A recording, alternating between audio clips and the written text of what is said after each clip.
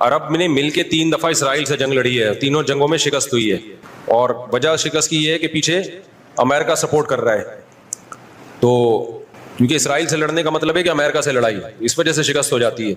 تو وہ 3 دفعہ لڑ کے بیٹھ چکے ہیں, اب کیا کریں ہم. ہونا یہ چاہیے اگر تھوڑا سا بارڈر کھول دیں نا تو پوری دنیا کے مسلمان پیدل ہی اسرائیل کو فتح کر کے آ سکتے ہیں.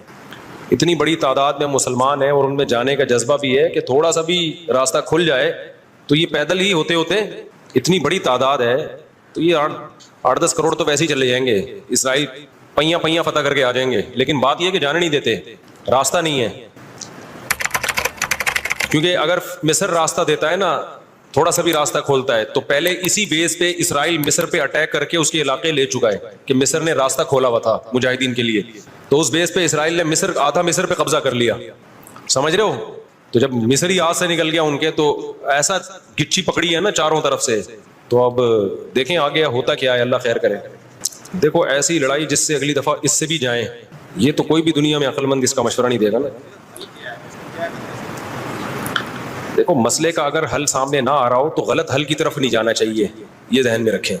ایک آدمی بندوق لے کے آپ کو کہہ رہا ہے جیب میں جو کچھ ہے نکال دو, آپ کہیں میں تو نہیں دوں گا لیکن مسئلے کا حل بتاؤ. تو ہم کہیں گے اگر تمہاری جیب میں میزائل پڑا ہوا ہے تو وہ مسئلے کا حل ہے, اگر وہ نہیں ہے تو موبائل پکڑا دو اور پتلی گلی سے نکل لو. تو ایسا کام کرنا جس سے لینے کے دینے پڑ جائیں وہ تو نہیں حل ہے نا. تو ایسے موقع پہ دعا ہے, اور کیا ہے, بد دعائیں ہیں, دشمن کے خلاف بد دعائیں ہیں. کسی کے پاس راستہ ہے جانے کا تو جائے, 100 دفعہ جائے, اناؤنس کرے کہ یہ راستہ ہے, یہ یہاں سے نکل آیا ہے راستہ, تو سب پہنچ جائیں گے. ایک چیز اصولی طور پہ یاد رکھیں, جو چیز اختیار میں ہے اس میں انسان کمی نہ کرے, جو اختیار میں نہیں ہے اس کے بارے میں سوچے نہیں. اس سے ٹینشن کے سوا کچھ بھی حاصل نہیں ہوتا. کیونکہ جب آپ ایسی چیز کا سوچنا شروع کرتے ہیں نا جو آپ کے اختیار میں نہیں ہے, تو ہمیشہ وہ کام کر لیتے ہیں جس کا پہلے سے بھی زیادہ نقصان ہوتا ہے, میری پالیسی ہمیشہ یہی رہی ہے ہر معاملے میں, جو اپنے اختیار میں ہے چھوڑو نہیں, جو اختیار میں نہیں ہے پڑھو نہیں اس میں. سمجھ رہے ہو کہ نہیں سمجھ رہے؟ اگر ہم اس اصول پہ اختیار کر لیں بہت سارے معاملات ہمارے ویسے ہی سیدھے ہو جائیں گے. تو لوگ جو بلا وجہ فنٹر بننے کی کوشش کرتے ہیں نا, ہم یہ کر دیں گے, ہم وہ کر دیں گے, وہ فنٹر گیری ہی ہوتی ہے. ایک یوٹیوب پہ اور بلکہ اس پہ ٹک ٹاک پہ ایک بندہ آ رہا ہے, لڑکا بڑے غصے میں بیٹھا ہوتا ہے, یہ مولوی کچھ نہیں کر رہے, اسرائیل میں یہ ہو گیا, فلانے جگہ یہ ہو گیا, یہ یوں نہیں کر رہے, یوں نہیں. میں نے دفعہ کمنٹ کر دیا کہ تو کیا کر رہا ہے بھائی بیٹھ کے, تو بھی تو کچھ کرنا. کہہ رہا میں اکیلا کیا کروں, یہ مولوی کریں گے تو میں کروں گا. بھائی یہ مولوی تو کچھ نہیں کر رہے. وجہ اس کی ہے کہ مولوی کہتے ہیں ہم کیا اکیلے کیا کر سکتے ہیں, گورنمنٹ جب تک نہیں کرتی. تو جو دلیل مولوی دے رہے ہیں وہی دلیل آپ بھی دے رہے ہو کہ یہ مولوی چونکہ نہیں کر رہے تو میں اکیلا کیا کر سکتا ہوں. تو بات یہ کر آپ بھی نہیں رہے. یہ باتیں کرتا ہوا وہ اچھا لگتا ہے جو میدان جنگ میں جا رہا ہو, لڑ رہا ہو, اور دو بدو فائر ہو رہا ہو اور جہاد کر رہا ہو, اور کہہ رہے دیکھو مولوی کچھ نہیں کر رہے اور میں یہاں بم رکھ کے آ رہا ہوں وہاں پہ اور شہید ہو رہا ہوں میں سب کے سامنے. جتنے اسکالر آ رہے ہیں یہ مولوی یہ نہیں کر رہے وہ نہیں کر رہے, بھائی تم بھی باتیں ٹھوکنے کے علاوہ کچھ بھی نہیں کر رہے ہو. تو مولوی وہ باتیں نہیں کر رہے جو تم کر رہے ہو, اس لیے کہ ان کو پتا ہے باتیں کرنے کا فائدہ نہیں ہے. تو کام وہ کرو جو کر سکتے ہو. سمجھتے ہو کہ نہیں سمجھتے؟ ایک خاتون نے اپنے شوہر سے کہا نا کہ سوئٹزرلینڈ جانے پہ کتنا خرچہ ہوگا, میں سوچ رہی ہوں کہ ہم سوئٹزرلینڈ چلتے ہیں, کتنا خرچہ ہوگا؟ اس نے کہا بالکل بھی نہیں. اس نے کہا کیوں نہیں خرچہ ہوگا؟ اس نے کہا سوچنے پہ کوئی خرچہ نہیں, سوچ ہی رہی ہو نا سوئٹزرلینڈ جانے کا. تو وہ بات کرنی چاہیے جو عملی دنیا میں ممکن ہو. اور دوسری بات یہ کہ علماء یا جو بھی بڑے لیول پہ جو لوگ ہوتے ہیں وہ بہت کچھ اندر اندر کر رہے ہوتے ہیں, وہ پرلے درجے کے بے وقوف ہوں گے اگر وہ عوام کو بتا کے کرنا شروع کر دیں. بڑی حماقت کی بات ہوگی. بہت کچھ اندر اپر لیول پہ حکومتوں سے رابطوں کی کوشش ہو رہی ہوتی ہے, حکومتوں کو سمجھایا جا رہا ہوتا ہے, حکمرانوں کو حل دیے جا رہے ہوتے ہیں. تو یہ نہیں ہوتا کہ جو بھی کر رہا ہے نا کہ میں جا رہا ہوں آرمی چیف سے ملاقات کے لیے اسرائیل کے مسئلے پہ بات کروں گا, یہ میرا یوٹیوب چینل ہے آپ لوگ دیکھ لیں, میں جا رہا ہوں ٹاٹا دیکھو میں اپنی ذمہ داری کیا کر رہا ہوں پوری کر رہا ہوں. اسی طرح آرمی چیف کہے لوگوں میں جا رہا ہوں اسرائیل کے مسئلے پہ فلاں سے بات کرنے کے لیے, دیکھا آرمی زندہ باد. ایسا نہیں ہوتا. بڑے پیمانے پر جو گیم کھیلے جا رہے ہوتے ہیں وہ خفیہ ہی ہوتے ہیں, وہ عوام کو نہیں بتائے جاتے. تو بہت کچھ ہو رہا ہوتا ہے. اب سعودی عرب کا بادشاہ کیا کچھ کر رہا ہے ہمیں نہیں پتا, تو ہمیں نہ تعریف کرنی ہے کیونکہ ہو سکتا ہے وہ جھوٹی تعریف ہو, اور نہ ہم نے برائی کرنی ہے کیونکہ ہو سکتا ہے وہ جھوٹی برائی ہو. ہم نے چپ کر کے بیٹھنا ہے, اپنا جو ہم کر سکتے ہیں وہ کریں. کسی کے خلاف یہ کچھ نہیں کر رہے وہ کچھ نہیں کر رہے, یہ یوں نہیں کر رہا وہ یوں نہیں کر رہا, تو بھائی تو کیا کر رہا ہے؟ تو بھی تو یہی کر رہا ہے کہ وہ کچھ نہیں کر رہا تو یہ کچھ نہیں کر رہا تو وہ کچھ نہیں کر رہا, اور یہ تو بھی تو یہی کر رہا ہے, تو اس سے بہتر ہے کہ تو بھی کچھ نہ کرتا. کیا خیال ہے؟ یہ جو حدیث میں آتا ہے کہ قرب قیامت میں یہودی پتھر کے پیچھے چھپے گا تو پتھر بولے گا کہ یہ میرے پیچھے یہودی ہے فقتلہ, یا مسلم ھذا یہودی ورائی فقتلہ, اس کو قتل کر دو تو پتھر بولے گا کا کیا مطلب ہے؟ پتھر بولے کا مطلب پتھر بولے گا، پتھر کا باپ بھی بولے گا، آواز آئے گی، معجزہ ہوگا، تو ایک لڑائی ہوگی. لیکن خوب سمجھ لو، نبی صلی اللہ علیہ وسلم نے جو بھی پیشگوئیاں کی ہیں نا قرب قیامت کی، ان پیشگوئیوں کو محدثین فقہ کے ابواب میں ذکر نہیں کرتے، کتاب الاحکام میں ذکر نہیں کرتے، ان کو کتاب الفتن میں یا کتاب علامات ساعہ میں ذکر کرتے ہیں. احکام کا مطلب کیا ہے؟ یہ کرو، یہ نہیں کرو، یہ حلال ہے، یہ حرام ہے. تو جو آرڈر کی حدیثیں ہیں نا ان میں ذکر نہیں کرتے، یہ بتانے کے لیے کہ یہ علامتیں جب پورا ہونے کا ٹائم آئے گا خود ہی ہوں گی. ہم نے ان احادیث کو دیکھ کے خود سے کوئی کام نہیں کرنا ہے، ہم نے وہ کرنا ہے جو ابھی گراؤنڈ ریئلٹی ہمیں کرنے کا کہہ رہی ہے. نہیں یہی بات سمجھ میں؟ آپ نے سن لیا کہ حضرت عیسیٰ علیہ السلام قرب قیامت میں نازل ہوں گے، 100% ہمیں یقین نازل ہوں گے. حضرت مہدی آئیں گے، 100% ہمیں یقین ہے حضرت مہدی آئیں گے. ہمیں پتا چلا جی شام میں حضرت عیسیٰ علیہ السلام نازل ہوں گے، ہم نے کہا ہوں گے نازل، یقیناً ہمارا عقیدہ ہے. آپ نے کہا چونکہ شام میں نازل ہوں گے تو چلو شام چلتے ہیں، اور اس مسجد میں جا کے آپ بیٹھ گئے اور اعلان جہاد کر دیا کہ اب میں یہاں سے قتال شروع کرتا ہوں، عیسیٰ علیہ السلام تو آئیں گے اور میری مدد کریں گے. پتا چلا آپ نے لڑائی شروع کی اور آپ کی ایسی کی تیسی ہو گئی اور عیسیٰ علیہ السلام آئے نہیں. آپ قیامت میں اللہ سے پوچھو گے اے اللہ حدیث میں تو کہا گیا تھا کہ شام میں عیسیٰ علیہ السلام نازل ہوں گے، میں نے تو جنگ بھی شروع کر دی، سب کچھ ہو گیا، لیکن نازل نہیں ہوئے. تو اللہ جواب میں کیا کہیں گے؟ میں نے یہ تھوڑی کہا تھا کہ جب تو جنگ شروع کرے گا تو تیری مدد کے لیے آئیں گے. یہ میں نے کہا تھا آئیں گے، میں نے یہ ٹائم تھوڑی بتایا تھا. تم جو اپنا کام ہے وہ کرو، جب انہوں نے آنا ہوگا تو وہ آ جائیں گے. تم گراؤنڈ ریئلٹی کو دیکھ کے ٹائم گزارو. جب حضرت مہدی نے آنا ہوگا تو آئیں گے. اب ہر تھوڑے دنوں میں حضرت مہدی کی امید پہ کوئی تحریک اٹھتی ہے. سعودی عرب میں جو 1979 میں بغاوت ہوئی تھی، جنرل مشرف کی قیادت میں آرمی نے جا کے کنٹرول کیا تھا نا، وہ بغاوت کیا ہوئی تھی؟ وہ یہی کہ لوگوں نے کہا امام مہدی آنے والے ہیں، تو ایک بندے کو تیار کیا، کل تیرا حلیہ وہ ہے جو امام مہدی والے، تیرا نام بھی وہ، تیرے ابا کا نام بھی وہ، اور اس کو تیار کر کے بغاوت پہ اکسایا اور کہا کہ بس انقلاب آنے والا ہے، امام مہدی آنے والے ہیں، اور یہی آ گئے. نتیجہ نکلا سعودی عرب نے پاکستان آرمی کو بلایا، چاروں طرف سے گھیر کے سب کو لٹکا دیا انہوں نے پکڑ کے. تو اب وہ اللہ سے قیامت کے دن کہے کہ اللہ امام مہدی تو آنے والے تھے، اللہ کہیں گے میں نے کب کہا کہ ابھی آنے والے تھے؟ ٹھیک ہے نا. تمہیں زمینی ہے ایک مضبوط ریاست ہے، ایک حکومت ہے، پرامن حکومت ہے، آپ بیت اللہ میں اس کے خلاف بغاوت کر رہے ہو یار، جہاں خون بہانا منع ہے. احکام کی حدیثیں جب فقہا بیان کریں گے نا اس میں علامات ساعت نہیں ہوتی. احکام کی حدیثوں میں فقہا کیا بیان کرتے ہیں؟ احکام کا مطلب جو آرڈر سے متعلق، ان میں مسلم کی حدیث ہوگی، بخاری کی حدیث ہوگی، اسمعوا واطیعوا ولو سلط علیکم رجل حبشی کأن رأسہ ذبیبہ، سنو اور اطاعت کرو، تم پر حبشی غلام بھی مسلط ہو جائے. جب بادشاہ بن گیا، جب وہ حکومت کا جب حاکم بن گیا تو آپ اس کے خلاف بغاوت نہیں کرنی. مسلم کی حدیث ہے جب مسلمانوں کا ایک امیر بن جائے جو اس کے خلاف کھڑا ہو، کائنا من کان فاقتلوہ، جو بھی کھڑا اس کو قتل کر دو تاکہ مسلمانوں کا اتحاد نہ ٹوٹے. یہ احکام کی حدیثیں ہیں. سمجھ میں آ رہی ہے بات؟ تو ہم نے ان احکام کی حدیثوں کو فالو کرنا ہے، اور جو قیامت سے متعلق ہیں ان پہ یقین رکھنا ہے، ان میں امیدیں ہیں ہمارے لیے کہ ایک دن اللہ ہماری مدد کرے گا. ہم سے نہیں ہوگا تو عیسیٰ ابن مریم کو نازل کرے گا. اور عیسیٰ ابن مریم تو وہ ذات ہیں جن کا یہودی بھی انتظار کر رہے ہیں، عیسائی بھی اور مسلمان بھی. یہودی ان کو کہتے ہیں مسیح دجال، معاذ اللہ، وہ کہتے ہیں ہماری مدد کی، جو یعنی ان کو عیسیٰ تو نہیں مانتے وہ، لیکن وہ ساری علامتیں فکس کر دیتے ہیں کس پہ؟ کیونکہ ان کی کتابوں میں بھی ہے نا. تو شرارت کر کے حضرت عیسیٰ سے ہٹا کے وہ اپنے کسی نجات دہندہ کی طرف لے کے جاتے ہیں. عیسائی کیا کرتے ہیں؟ عیسیٰ ابن مریم نازل ہوں گے ہماری مدد کے لیے، یعنی عیسائیوں کی مدد کے لیے. اور مسلمان کیا کہتا ہے؟ بھائی عیسائی مذہب بھی باطل ہے، یہودی مذہب بھی باطل ہے، منسوخ شدہ مذاہب ہیں. عیسیٰ ابن مریم حق کی خاطر آئیں گے، اور حق مذہب کیا ہے؟ ان دین عند اللہ الاسلام. اور اس میں اسلام کے پاس صرف نرے دعوے نہیں ہیں، دلائل بھی ہیں. اسلام کو آپ کمپیئر تو کریں دوسرے مذاہب سے، کوئی جوڑ ہے ہی نہیں اسلام اور اسلام کے مقابلے کا. تو حضرت عیسیٰ کے نزول کا تو صرف غامدی صاحب نے انکار کر دیا ہے، ورنہ تو حضرت عیسیٰ کے تو تمام آسمانی مذاہب ان کے نزول کے قائل ہیں. لیکن کمال کی بات ہے کہ غامدی صاحب اتنی بڑی بڑی چیزوں کا انکار کر کے بھی ایک مذہبی اسکالرز اور براڈ مائنڈیڈ اور ان سے علمی اختلاف، ٹھیک ہے نا. اور رفع الیدین کا مسئلہ جو ہمیشہ سے اختلافی ہے، اس میں ہم گمراہ بھی ہیں، اندھے مقلد بھی ہیں. تو یہ آج کل کے اسکالرز میں اعتدال نام کی کوئی چیز نہیں ہے. یہ علمی دلائل نہیں ہوتے، ان کی اپنی ایک خاص قوموں سے نفرتیں ہوتی ہیں ان کو، جس کو وہ مختلف طریقوں سے اجاگر کرتے ہیں. سمجھتا ہے کہ نہیں سمجھتا؟ اور 1/3 کو اللہ فتح عطا فرمائے گا. تو جو 1/3 میدان جنگ سے بھاگ جائیں گے، نبی صلی اللہ علیہ وسلم نے فرمایا ان کی توبہ کبھی قبول نہیں ہوگی. جو 1/3 شہید ہو جائیں گے وہ افضل ترین شہداء ہوں گے اس وقت کے، اور 1/3 کو اللہ تعالیٰ غلبہ عطا فرمائیں گے. ایک واقعہ تو ہمیں قرب قیامت میں نبی صلی اللہ علیہ وسلم سے یہ ملتا ہے صحیح حدیث سے. دوسرا ہمیں یہ ملتا ہے کہ قرب قیامت ہی میں مسلمان قسمہ پرسی کا شکار ہوں گے. تو تلاش کریں گے حضرت مہدی کو، کیونکہ حضرت مہدی وہ شخصیت ہیں جن پہ تمام نیک لوگ جمع ہو جائیں گے اور وہ مسلمانوں کی میدان جنگ میں کمانڈ کریں گے، جہاد میں کمانڈ کریں گے. تو ان کو بیت اللہ میں تلاش کیا جائے گا. وہ رسول اللہ صلی اللہ علیہ وسلم کی اولاد میں ہوں گے اور لوگ ان کو پہچان لیں گے، اہل اللہ پہچان کر ان کو اپنا امیر بنائیں گے اور ان کی قیادت میں پھر لڑائی اور جہاد شروع ہوگا. اور یہ لڑائی جب دمشق میں لڑائی ہو رہی ہوگی تو دمشق میں عصر کی نماز کے وقت حضرت مہدی، میں نے جو یہ کہا کہ دمشق میں لڑائی ہو رہی ہوگی، مقصد یہ نہیں ہے کہ دمشق کوئی میدان جنگ بنا ہوا ہوگا، مقصد یہ ہے کہ وہ مجاہدین کا لشکر دمشق میں ہوگا عصر کی نماز کے وقت. لڑائی چاہے کسی اور میدان میں ہو رہی ہو، لیکن حدیث میں ہمیں دمشق کا تذکرہ ملتا ہے. تو دمشق میں حضرت شام کا تذکرہ ملتا ہے اور جو قرائن ہمیں ملتے ہیں وہ دمشق کی ایک خاص مسجد ہے. وہ مسجد حضرت مفتی تقی عثمانی صاحب اور مفتی رفیع عثمانی صاحب نے اس کو ہائی لائٹ بھی کیا، لیکن وہ یقینی نہیں ہے.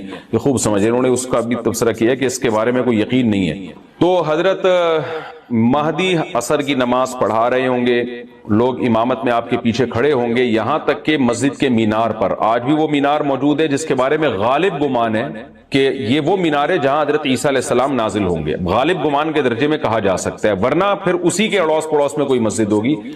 میرا اگر شام جانا ہوا تو انشاءاللہ میں ارادہ ہے کہ میں ولاگ میں اس مسجد کا بھی تذکرہ کروں گا، اس جگہ کا بھی تذکرہ کروں گا. لیکن میں پہلے یہ بات بتا دوں کہ وہ 100% یقینی نہیں ہے. ایسا نہ ہو کہ اس مسجد کے مینار پہ چڑھ کے لوگ جو ہے وہ اس کے کوئی مینار کو ہی چاٹنا شروع کر دیں تبرک کے طور پہ. تو عصر کی نماز کا ٹائم ہوگا، حضرت عیسیٰ ابن مریم علیہ الصلوۃ والسلام فرشتوں کے کندھوں پہ ہاتھ رکھ کے نیچے اتریں گے نماز کے ٹائم پہ، یعنی آسمان سے مینار تک آئیں گے اور پھر مینار سے آپ کے لیے سیڑھیاں لگائی جائیں گی. سیڑھیوں کے ذریعے مینار سے نیچے اتریں گے اور لوگ ان کو پہچان لیں گے. حضرت مہدی ان کو امامت کے لیے آگے کریں گے کہ آپ اللہ کے ایک پیغمبر ہیں، آپ نماز پڑھائیے. حضرت عیسیٰ علیہ السلام انہی کو آگے رکھیں گے. اور اس طرح کا مفہوم ہے حدیث میں کہ اللہ نے اس کام کے لیے آپ کو ہی منتخب کیا. کیا مطلب یہ امامت اس امت کا حق ہے؟ تو حضرت عیسیٰ ابن مریم علیہ الصلوۃ والسلام کا جو کام ہوگا وہ جہاد ہے اور یہودیوں سے انتقام لینا، کیونکہ یہودیوں نے اپنے خیال میں حضرت عیسیٰ کو قتل کیا تھا. تو اللہ نے یہودیت ہی کے خاتمے کے لیے اور دجال کے خاتمے کے لیے عیسیٰ ابن مریم کو نازل کیا. حضرت مہدی سے پہلے ہی دجال ظاہر ہو چکا ہوگا. دجال کے بارے میں حدیث میں آتا ہے کہ ہر پیغمبر نے اپنی امت کو دجال کے فتنے سے ڈرایا ہے. اچھا، یہ دجال ایک ایسی شخصیت ہے جس کا یہودی انتظار ہم سے زیادہ کر رہے ہیں، کیونکہ یہودی اس کو اپنے لیے نجات دہندہ سمجھتے ہیں. جبکہ حدیث میں آتا ہے کہ دجال کانا ہوگا اور اس کا خدائی کا دعویٰ ہوگا. اس کے پاس کچھ ایسی طاقتیں ہوں گی کہ مردے کو زندہ کر دے، زندہ کو مار دے. ایک طرف اس کے باغ ہوگا، ایک طرف اس کے آگ ہوگی. جو اس پر ایمان لائے گا اس کو باغ میں داخل کرے گا، اور جو اس پر ایمان نہیں لائے گا اس کو آگ میں داخل کرے گا. اور رسول اللہ صلی اللہ علیہ وسلم نے فرمایا اس کی جو آگ ہے حقیقت میں وہ جنت کا باغ ہوگا، اور اس کا جو باغ ہے حقیقت میں وہ جہنم کی آگ ہوگی. تو جو نبی کی باتوں پہ یقین کرتے ہیں وہ دجال کے فتنے سے محفوظ رہیں گے. اور حدیث میں سورہ کہف کی بھی تلاوت کا حکم ہے. جمعے کے دن جو کہف کی تلاوت کرتا ہے اللہ اس کو دجال کے فتنے سے محفوظ رکھتا ہے. اب آپ دیکھیں یہ سورہ کہف میں ہی قیامت کی علامات کا تذکرہ ہے نا، تو شاید اسی وجہ سے کیونکہ جو سورہ کہف پڑھتا رہے گا وہ یاجوج ماجوج کے واقعات بھی پڑھتا رہے گا اور اللہ کی قدرت کے واقعات بھی پڑھتا رہے گا. تو دجال کے فتنے سے اللہ اس کو اس برکت سے محروم بچا کے رکھیں گے، فتنے سے محفوظ رکھیں گے.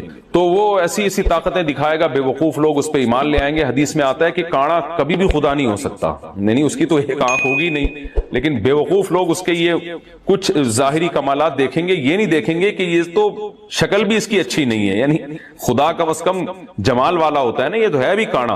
اور اس کے بڑا بڑا کافر بھی لکھا ہوا ہوگا واضح طور پر، جس سے پتا چلے گا. لیکن احمق اور بیوقوف لوگ جیسے روحانی عاملوں کو کچھ شعبدے دیکھ کر ان پہ سے متاثر ہو جاتے ہیں نا، روحانی عاملوں کے شعبدے دیکھ کے، تو ایسے ہی دجال کے شعبدے دیکھ کے متاثر ہوں گے. تو بہت لوگوں کو، خلقت کو، بہت بڑی امت کو گمراہ کرے گا دجال. اہل اللہ کو اللہ تعالیٰ اس کے فتنے سے محفوظ رکھے گا. پھر حضرت عیسیٰ ابن مریم جب نازل ہوں گے تو وہ دجال کو قتل کریں گے. حدیث میں آتا ہے کہ نیزے کے ذریعے گھوڑے پہ بیٹھ کے قتل کریں گے.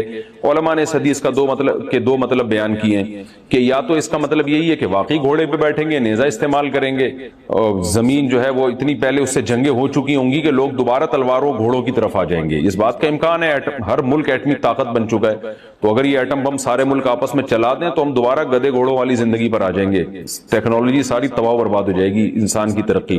تو اس بات کا بھی امکان ہے کہ کوئی اس سے پہلے ہو سکتا ہے کوئی ایسی جنگ عظیم ہو کہ انسانیت دوبارہ پہاڑوں پتھروں کے دور میں آ جائے، لیکن ظاہر یہ معلوم ہوتا ہے کہ رسول اللہ صلی اللہ علیہ وسلم نے جو کلام کیا ہے، ظاہر ہے اس دور کے لحاظ سے جو لوگوں کے جہاں تک جو لوگوں کی مینٹل اپروچ ہے وہاں تک، تو نبی صلی اللہ علیہ وسلم میزائل یا اور ٹینکوں کا تذکرہ کرتے تو کیا سمجھ میں آتا؟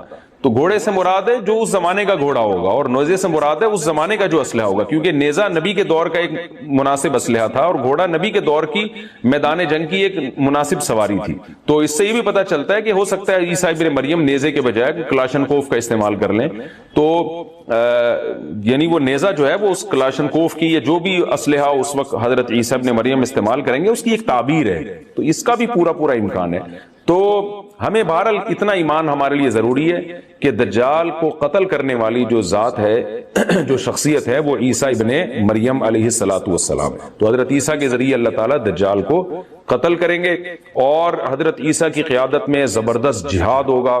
حدیث میں آتا ہے کہ عیسیٰ ابن مریم اس دنیا کو امن سے بھر دیں گے، اتنا امن ہو جائے گا اور اتنی مالی فراوانی ہوگی، اتنی مالی، کیونکہ دنیا میں مال بہت ہے، ڈسٹریبیوشن صحیح نہیں ہے، جو تقسیم ہے نا مال کی وہ ظالمانہ ہے، جس کی وجہ سے غریب سے غریب تر ہے، امیر سے امیر تر ہے۔ حضرت عیسیٰ ابن مریم ایسا نظام قائم کریں گے کہ جس سے مال کی صحیح تقسیم ہو، اور لوگ اٹھیں گے زکوٰۃ کا مستحق تلاش کریں گے اور لوگوں کو زکوٰۃ کا مستحق نظر نہیں آئے گا، غریب تلاش کرنا مشکل ہو جائے گا۔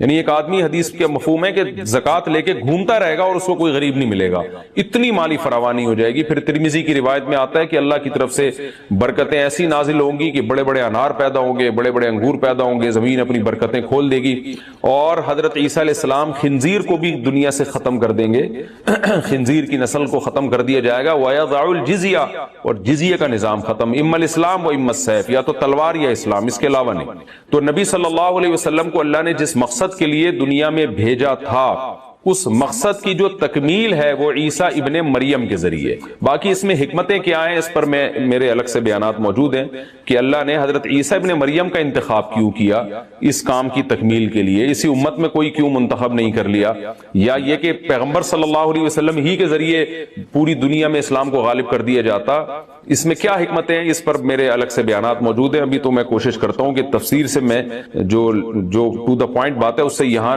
اس لیکچر میں نہ ہٹوں۔ تو اسی وقت حضرت عیسیٰ ابن مریم اس کو یاجوج ماجوج کو قتل کریں گے اور دنیا انصاف سے بھر جائے گی، اور اللہ تعالیٰ نے جو پیغمبروں کو دنیا میں بھیجا تھا اس کا مقصد کیفیت اور کمیت دونوں لحاظ سے حاصل ہو جائے گا۔ اس کے بعد پھر آہستہ آہستہ دنیا میں زوال شروع ہوگا، اور پھر جب پوری دنیا کے لوگ زوال کا شکار ہوتے ہوتے کفر کی طرف جائیں گے، گناہوں کی طرف، اور حدیث میں آتا ہے جب تک ایک شخص بھی اللہ کا نام لینے والا ہوگا اس دنیا پر قیامت نہیں آئے گی، یہاں تک کہ آخری شخص جب دنیا سے اٹھے گا جو اللہ کا نام لیا کرتا تھا، تو اس کے بعد اللہ تعالیٰ سور پھونکیں گے، جبریل کو حکم دیں گے سور پھونکنے کا، اور اس دنیا کو تباہ و برباد کر دیا جائے۔ اب آپ اس لیے نہیں کہہ رہے اپنے آپ کو سنی کہ میں فرقے کی چھاپ نہیں لگانا چاہتا، بھائی چھاپ لگانا چاہو یا نہیں چاہو، پبلک جو ان عقیدوں کا حامل ہوتا ہے پبلک اس کو سنی ہی سمجھتی ہے، تو آپ بول دو میں سنی ہوں، کچھ نہیں ہوتا، اس سے کوئی قیامت نہیں آ جائے گی۔ ایسے موقع پہ بلا وجہ نہیں چیختے پھرو کہ میں سنی ہوں، میں فلانا ہوں، میں ڈمکانا ہوں، میں یوں ہوں۔ جب ضرورت پڑے تو کہا جا رہا ہے نا، بلا وجہ تھوڑی ہائی لائٹ کیا جا رہا ہے۔ اور آسان مثال، بر صغیر میں جب احمد رضا خان بریلوی آئے اور انہوں نے وہ بہت زیادہ اس کا پرچار کیا، خاص جو ان کے مخصوص عقائد تھے وہ صحیح تھے غلط تھے، اس کو بحث میں تو میں جا ہی نہیں رہا۔ اس کے بعد ایک خاص مکتبہ فکر وجود میں آیا کہ بھائی ربیع الاول کو عید کا دن کہنا ہے اور تیجا کرنا ہے، 40واں کرنا ہے، جو بھی کر رہے ہیں وہ ایکٹیویٹیز۔ اب کیا ہوا کہ جب یہ ایکٹیویٹیز بڑھی ہیں تو لوگوں نے کہا یہ والے جو لوگ ہیں نا، کچھ لوگ یہ چیزوں کو مانتے ہیں اور کچھ لوگ ان چیزوں کو بولو نہیں مانتے۔ تو لوگوں نے جو نہیں مانتے تھے ان کو دیوبندی کہنا شروع کر دیا، جیسے ہم لوگ نہیں مانتے، ہمارے اکابر بھی نہیں مانتے تھے۔ تو لوگوں نے کہا کہ یار یہ جو مکتبہ فکر ہے نا، ان کا تعلق زیادہ تانے بانے ان کے دیوبند مدرسے سے جا کے ملتے ہیں، تو چاہے اب تانے بانے دیوبند سے ملیں یا نہ ملیں، بر صغیر میں صرف دیوبند کا مدرسہ تھوڑی تھا، لاکھوں ہزاروں مدرسے تھے، چاہے جس مدرسے سے بھی فارغ ہو، چاہے وہ دیوبند کا نہ بھی ہو، پبلک نے اس کو کیا کہنا ہے؟ دیوبندی۔ کیونکہ پبلک آسانی دیکھ رہی ہے نا، آسانی دیکھ رہی ہے, اس کی ڈیپ میں نہیں جاتی, زبان میں نہیں اتنی ڈیپ میں جایا جاتا. لوگ کہتے ہیں یار ان شارٹ بتاؤ کیا ہو تم. اور جو لوگ یہ کام کر رہے تھے ان کو پبلک نے کیا کہنا شروع کر دیا, بھائی بریلوی کہنا شروع کر دیا. اب آپ کے ہاں کوئی بندہ رشتہ لے کر آیا اپنی بیٹی, آپ کی بیٹی کے لیے, بیٹھا ہوا ہے سامنے, چائے رکھ دیا آپ نے, ڈبو کے بھی نہیں کھا رہا, اس کو پتا ہے رشتہ ٹوٹنے کا خطرہ ہوتا ہے, ایٹیٹیوڈ کے خلاف ہے یہ, ڈبو کے کھانا نا, تمیز سے بیٹھا ہوا ہے. آپ لوگ کیا تھے کہ آپ تیجا بھی کرتے ہیں, 40واں بھی کرتے ہیں, عرس بھی مناتے ہیں, قوالیوں میں بھی جاتے ہیں. آپ کا ایک یہ سوچ ہے, آپ کو رشتہ اسی قسم کا چاہیے. میں سمجھا پا رہا ہوں, ادھر توجہ میری طرف. آپ کو رشتہ چاہیے اسی مزاج کا. تو آپ لڑکے سے ان شارٹ کیا پوچھو گے کہ آپ مسلم ہو یا غیر مسلم, یہ پوچھو گے؟ اگر آپ نے پوچھ لیا کہ بیٹا آپ ہمارا کوئی فرقہ نہیں ہے, ہم دیکھنا چاہتے ہیں آپ کی سوچ کیا ہے, ہم صرف مسلم ہیں, تو بیٹا آپ مسلم ہو یا غیر مسلم, وہ کیا کہے گا؟ میں کوئی ہندو عیسائی چمار لگ رہا ہوں آپ کو؟ وہ شرم نہیں آتی آپ کس طرح کے سوال پوچھ رہے ہیں مجھ سے؟ بولو نا کیا ہو گیا, یہی کہے گا نا وہ جواب میں کہتے دیکھو بیٹا ہم فرقوں کو تو مانتے نہیں, ہم تو یہ مانتے نہیں دیوبندی, بریلوی, اہل حدیث اور شیعہ سنی. بیٹا یہ سب چیزیں یہ تو منجن ہے, منجن. یہ کیا ہے؟ یہ فرقوں کے منجن ہیں. بیٹا ہم سمپل مسلمان ہیں, آپ بتاؤ کیا ہو, آپ مسلمان ہو یا نہیں؟ اگلا کہے گا انکل ختنے دکھا دوں کیا میں آپ کو, میں مسلمان ہوں تو مسلمان گھرانے میں آیا ہوں نا. کس طرح کی باتیں کر رہے ہیں آپ؟ آپ بھی مسلمان ہیں, ہم بھی مسلمان ہیں. تو اب آپ یہ بتائیں کہ مسلمانوں میں آپ کا مکتب فکر کیا ہے, کس سوچ کے حامل ہیں آپ کی سوچ کیا ہے, آپ کے اصول اور ضابطے کیا ہیں؟ آپ تیجے 40 میں کرتے ہیں, کہے گا ہاں بیٹا. آپ عرس پہ جاتے ہیں, ہاں بیٹا. آپ نبی کو حاضر ناظر سمجھتے ہیں, ہاں بیٹا. اچھا تو آپ بول دینا منہ سے ان شارٹ کے ہم بریلوی ہیں, گھنٹہ میرا پی گئے آپ بیٹھ گئے. اور لڑکی والے بھی لڑکے سے یہ پوچھیں گے کہ بیٹا ان شارٹ آپ بتاؤ. اچھا لڑکا الٹے سوال پوچھ رہے, آپ مسلم ہیں؟ میں صرف مسلم ہوں, آپ بتائیں مسلم ہیں. وہ دیں گے رشتہ؟ پتہ نہیں کس قسم کا آدمی, ہم کہتے ہندو لگ رہے ہیں ہم تجھے شکل سے کیا. تو وہ بھی ان شارٹ پوچھیں گے بیٹا آپ دو بڑے مکتب فکر بر صغیر میں چل رہے ہیں, کچھ تیجے 40 کو مانتے ہیں, کچھ تیجے 40 کو نہیں مانتے. تو جو نہیں مانتے ان کو دیوبندی کہا جاتا ہے. لوگوں نے اپنی آسانی کے لیے نام دیا اور سوسائٹی نے اس کو ایکسپٹ کر لیا اس نام کو, اور جو کرتے ہیں ان کو بریلوی کہا جاتا ہے. تو ان شارٹ آپ بتا دو کہ آپ دیوبندی ہو یا بریلوی. وہ اگر کہتے میں بریلوی, چل بھائی ٹھیک, رشتہ ڈن ڈناڈن. اگر وہ کہتے کہ میں دیوبندی ہوں تو بھائی پتلی گلی سے نکلو. سمجھ رہے ہو؟ ناموں کی بات کر رہا ہوں. ہاں بلا وجہ اپنا نام ہائی لائٹ کرنا. اچھا ایک اور اس میں ہم اہل حدیث کو بھی اس میں لے لیتے ہیں. اہل حدیث کیا ہے؟ جب شیعہ سنی دو فرقے بڑے وجود میں آئے, جن کا ابھی تک فرقے تو بہت سارے بنے تھے, بہت سارے تو ختم ہی ہو گئے, کیونکہ جو باطل چیزیں زیادہ پنپتی نہیں ہے, اور پنپتی بھی ہے تو ایک جگہ قائم نہیں رہتی. آپ اگر 1200 سال پہلے کے شیعہ کو دیکھ لیں تو الگ تھے, 200 سال بعد والے الگ, آج الگ. تو وہ بہت یعنی ایک جگہ نہیں. آپ اہل سنت والجماعت کو دیکھیں گے نا تو 1200-1300 سال پہلے تھے, آج بھی اسی ٹریک پر ہیں وہ. خاص طور پر جو ان چاروں مکاتب فکر کو فالو کرتے ہیں, حنفی, مالکی, شافعی, حنبلی, ان کے اصول 1300 سال پہلے لکھ لیے گئے تھے, مسائل بھی لکھ لیے گئے تھے, تو اب اس سے ہٹتے نہیں ہیں یہ. آپ کو حنفی 800 سال پہلے کا بھی وہی نظر آئے گا جو آج تھا, شافعی 800 سال پہلے کا بھی ویسے نظر آئے گا جیسا آج تھا. اگر تبدیلی ہوئی ہے تو بدعت کے حوالے سے ہوئی ہے, کسی میں بدعتیں آ گئیں, کسی میں بدعتیں کوئی ایکسٹریم لیول پہ ادھر چلا گیا. کوئی مسائل کے معاملے کی بات کر رہا ہوں, جو اسلامک لا ہے, لا نہیں چینج ہوا کیونکہ وہ ریٹن فارم میں آ چکا تھا پہلے. تو اب میں عرض کر رہا تھا کہ دو فرقے بڑے وجود میں آ گئے. ایک کو کیا کہا جاتا تھا؟ شیعہ. ایک کو کیا کہا جاتا تھا؟ سنی. تو سنیوں کا جو اصول اور ضابطہ تھا وہ یہ تھا کہ قرآن سے مسئلہ دیکھا جائے, پھر نبی صلی اللہ علیہ وسلم کی صحیح احادیث سے, اس کے بعد صحابہ. تو انہوں نے اس اصول کو سامنے رکھ کے ریسرچ کی, اور باقاعدہ جیسے حدیث کو ریٹن فارم میں محدثین لے کر آئے کہ بھئی اب سینہ بسینہ کب تک چلے گی, اس کو ریٹن فارم میں لے کر آؤ, کتابیں لکھو, ضائع ہو سکتا ہے علم. تو اسی طرح جو مسائل تھے, یہ جائز ہے, یہ ناجائز ہے, یہ مکروہ ہے, یہ حرام ہے, یہ مکروہ تنزیہ ہے, فلاں کام کرنے سے سجدہ سہو واجب ہوتا ہے, فلاں غلطی کرو تو سجدہ سہو نہیں, پوری نماز ہی لوٹانی پڑے گی, ہزاروں مسائل تھے نا. تو ائمہ کرام نے اجتہاد کیا اور مسائل کو ریٹن فارم میں لانا شروع کیا. تو جو اہل سنت والجماعت تھے وہ ان کے 4 مکاتب فکر وجود میں آئے. جو کام امام ابو حنیفہ نے کیا, اس کام سے جو متاثر ہوئے اور اس طریقے کو جنہوں نے فالو کیا, ان کو کیا کہا جانے لگا؟ حنفی. اور جنہوں نے امام شافعی کو فالو کیا ان کو کیا کہا جانے لگا؟ بولتے کیوں نہیں شافعی؟ اب آپ بتاؤ جو امام شافعی کو فالو کرتے ان کو اگر ہم مسلم کہتے کہ نہیں حنفی شافعی کچھ نہیں ہوتا، یہ مسلم ہے، اس کا مطلب شافعی اگر مسلم ہے تو حنفی بھی غیر مسلم ہے؟ نہیں آئی میرا خیال ہے بات سمجھ؟ تو یہ صحیح نام، یہ نام صحیح ہوتا؟ جنہوں نے امام مالک کو فالو کیا ان کو کیا کہا جانے لگا؟ مالکی۔ جنہوں نے امام احمد کو فالو کیا انہوں کے کیا کہا جانے لگا؟ حنبلی، جیسے کہ سعودی عرب میں۔ تو اللہ کا کرنا ایسا ہوا کہ یہ چار اماموں کا فقہی دنیا میں چلا ہے صدیوں، بہت سارے مسائل میں ان میں اتفاق تھا۔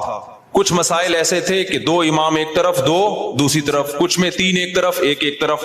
تو جو اختلافی تھے وہ اب اختلافی رہ گئے ہمیشہ کے لیے، جو اتفاقی تھے وہ کیا بن گئے؟ اتفاقی بن گئے۔ اب جو اختلافی تھے تو علماء نے کہا کہ بھائی چونکہ اتنے بڑے بڑے ائمہ نے ریسرچ کا کام کیا ہے، یہ اختلاف اب حل نہیں ہو سکا۔ جیسے رفع الیدین کا مسئلہ اختلافی بن گیا، امام کے پیچھے آمین زور سے کہنی ہے آہستہ کہنی ہے، یہ کیا بن گیا؟ اختلافی۔ ہاتھ یہاں باندھنے یہاں باندھنے، یہ ذہن میں رکھے سینے پہ ہاتھ باندھنا کسی مجتہد سے منقول نہیں ہے، بلکہ سعودی عرب کے ایک عالم کا بھی کلپ بھی آیا، انہوں نے کہا یہ مکروہ عمل ہے سینے پہ ہاتھ باندھنا، کیونکہ اس بارے میں صحیح حدیث موجود نہیں ہے۔ تو اگر میں کہتا نا ہندوستان کے کسی عالم کا، تو لوگ کہتے ہیں نہیں یہ تو مانتے ہی نہیں حدیثوں کو، حالانکہ غلط بات ہے، کیوں نہیں مانتے بھائی؟ لیکن سعودیہ کے، تبھی آپ نے ائمہ حرمین کو بھی دیکھا ہوگا سینے پہ ہاتھ نہیں باندھتے، وہ بھی نیچے ہاتھ باندھتے۔ تو چاروں اماموں میں کسی کے ناف کے اوپر ہے، کسی کے ناف کے تھوڑا سا اوپر، کسی کا ناف کے بالکل اوپر۔ ایسا چاروں میں سے کسی کی ریسرچ نہیں ہے کہ سینے پہ ہاتھ باندھے جائیں، یہاں یوں کر کے ہاتھ باندھے جائیں۔ خیر جو باندھتے ہیں ہمیں ان سے کوئی چڑ نہیں ہے، کوئی اتنا بڑا ایشو نہیں ہے یہ۔ میں تو صرف یہ بتا رہا ہوں کہ یہ جو الزام لگایا جاتا ہے نا کہ یہ لوگ حدیثوں کو نہیں مانتے، یہ الزام غلط ہے، کیونکہ حدیثوں میں ہوتا نا تو یہ چار اتنے بڑے بڑے مجتہدین جن کو پوری امت نے، جو تابعین تبع تابعین کے دور کے لوگ تھے، ان کو تو حدیثیں زیادہ پہنچی تھیں، اور حدیث کی سند کی تحقیق یہ زیادہ اچھے طریقے سے کر سکتے تھے، یہ قائل ہوتے اس کے۔ تو ابن خزیمہ کی جو روایت ہے سینے پہ ہاتھ باندھنے والی، صحیح روایت نہیں ہے۔ مصیبت آج کل یہ ہے کہ آپ کا جو مذہب ہوتا ہے، آپ وہ حدیث کو لازمی صحیح کہنا ہے، مارکیٹ میں جو چل رہا ہے، اور جو مخالف کی دلیل ہے وہ لازمی کیا ہے؟ پہلی نظر میں ہی ضعیف ہے، یہ چل رہا ہے مارکیٹ میں۔ خیر، تو ان چاروں اماموں میں جب اختلاف کچھ باقی رہ گیا تو امت کے بڑے بڑے علماء نے فتویٰ دیا کہ بھائی اب یہ اختلاف ختم کرنا ممکن بولو نہیں ہے، کیونکہ صحابہ میں یہ اختلاف تھا، کوئی یہاں ہاتھ باندھتا، کوئی ہاتھ چھوڑ کے نماز پڑھتا۔ صحابہ میں صحیح حدیث سے ثابت ہے ایک صحابی ہاتھ چھوڑ کے نماز پڑھتے تھے، اور یہ بھی ثابت ہے صحیح سند سے کہ مدینہ والے ہاتھ چھوڑ کے نماز پڑھتے تھے۔ تو امام مالک نے کہا کہ بھئی مدینہ والے جب ہاتھ چھوڑ کے نماز پڑھ رہے ہیں تو نبی کی آخری نماز تو انہوں نے دیکھی ہے، تو میں ہاتھ چھوڑ کے نماز کے قائل ہوں۔ ٹھیک ہے، ہاتھ باندھنے والی حدیثیں ہیں لیکن وہ پرانے زمانے کی ہیں، مدینہ کس کو فالو کر رہا ہے؟ نبی کے آخری عمل کو فالو کر رہا ہے، تو میں ہاتھ چھوڑ کے نماز۔ تبھی مالکیہ پوری دنیا میں جہاں بھی ہیں کیسے نماز پڑھتے ہیں؟ بولتے کیوں نہیں؟ ہاتھ چھوڑ کے۔ اب کبھی ہمیں ہاتھ چھوڑا ہوا بندہ نظر آ جائے نماز پڑھ رہا ہے تو ہمیں اشکال ہوتا ہے یار ساری دنیا تو ہاتھ باندھ کے نماز پڑھ رہی ہے، یہ کیوں چھوڑ رہا ہے؟ تو ہم بجائے اس کے کہ بولیں یہ مسلم ہے یا میں مسلم ہوں، تو کیا مطلب وہ غیر مسلم، ہندو ہے وہ؟ تو ان شارٹ ہم کیا کہتے ہیں؟ یہ فقہ مالکیہ کو فالو کرتے ہیں۔ یہ کیا کرتے ہیں بھائی؟ یعنی مالکی ہیں۔ یہ کیا مطلب؟ یہ امام مالک کی جو تحقیق ہے اس کو زیادہ اس پر اعتماد کرتے ہیں۔ حدیثوں میں تو سب کچھ ملے گا آپ کو، جب سب کچھ ملے گا تو کسی نے ایک حدیث کو ترجیح دی، دوسری میں تعویل کی، کسی نے دوسری کو ترجیح دی، اس والی حدیث میں تعویل کی۔ میں سمجھا پا رہا ہوں اپنی بات؟ اور یار بہت سے نئے لوگ آ جاتے ہیں تو پرانی مثال دوبارہ ریپیٹ کر دیتا ہوں تاکہ یہ ٹاپک منجی ٹھک جائے، اس ٹاپک کی ایک دم کمپلیٹ ہو جائے، پروگرام بڑے نہیں۔ دیکھو نبی صلی اللہ علیہ وسلم نے بنو قریظہ کی طرف، بخاری مسلم کی حدیث ہے، ایک لشکر کو روانہ کیا۔ خوب غور سے سننا تاکہ یہ فرقہ واریت کے نام پہ جو گند پھیلایا جا رہا ہے نا معاشرے میں، پہلے فرقہ واریت پھیلائی جا رہی تھی لیکن صاف پتہ چلتا تھا یہ فرقہ پرست ہے، اب لیبل لگایا جا رہا ہے اتحاد امت کا، لیبل چینج کر دیا لیکن فرقہ واریت پہلے سے زیادہ پھیلائی جا رہی ہے، لیبل چینج ہو رہا ہے اب خالی، یعنی اس طریقے سے پھیلائی جا رہی ہے کہ سانپ بھی مر جائے اور لاٹھی بھی نہ ٹوٹے۔